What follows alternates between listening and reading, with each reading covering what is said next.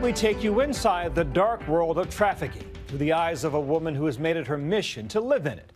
Her new documentary series uncovers some uncomfortable truths and exposes the methods of brutal criminal enterprises. Here's ABC's Lindsay Davis. These situations are really delicate. 28-year-old Nelifer Hedayat is traveling through Bulgaria on her way to meet with someone most young women fear. So I've been told that this is the former house of a drug baron who's now in prison.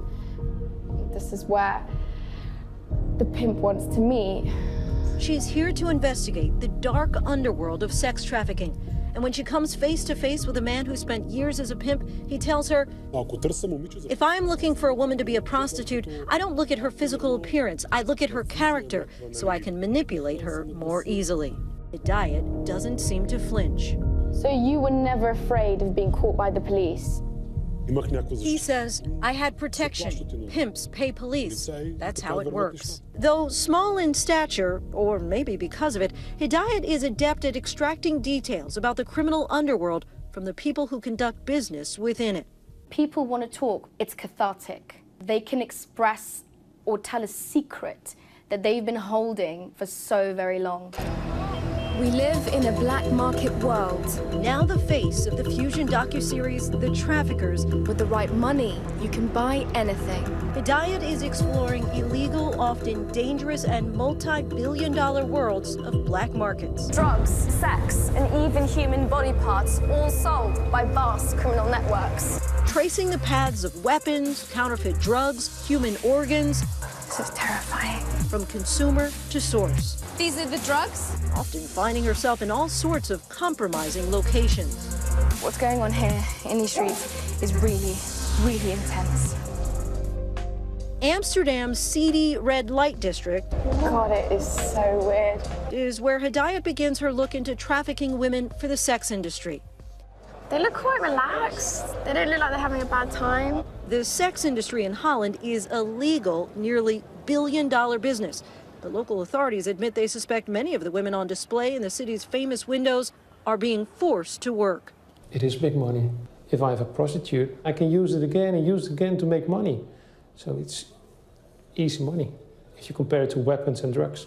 Poor women of color are the most ignored politically, socially, and economically in the world. Nobody cares about these women. I've just got a message from a girl who says that she's been trafficked and she wants to talk to me.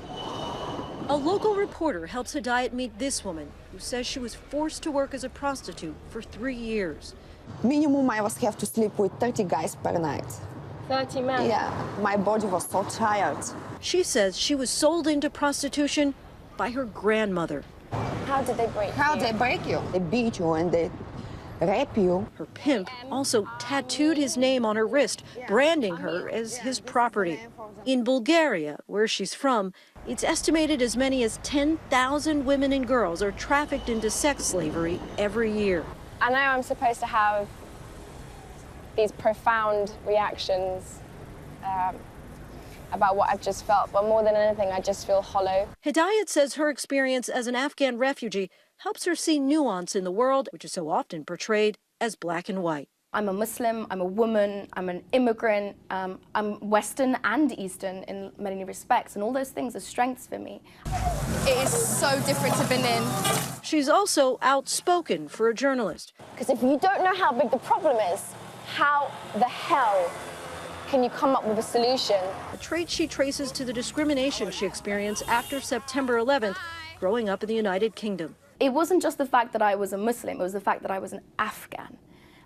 So I was going through school at the time. I was in high school and I had chairs thrown at me. It was one of the things that made me a strong individual woman, and it was one of the reasons that I don't let anyone take my identity away from me. She's written about the need for activism in the era of Brexit and President-elect Trump.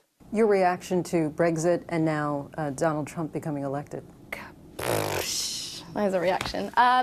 It's a tumultuous time and it's easy to kind of scapegoat. So it becomes very, very important for people who think like me, who are kind of in my position, to speak up.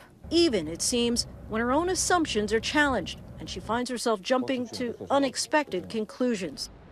She leaves Bulgaria to investigate traffickers targeting refugees fleeing Syria, locating an admitted trafficker in Greece. Plamen says he can provide anything his clients want, from women and girls to newborn babies. He brags about kidnapping a young Syrian girl. Do you not care about them as people?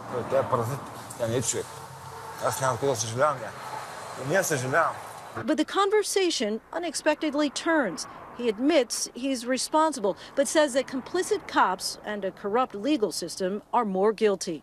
You know things have absolutely fallen to pieces when you're siding with a trafficker.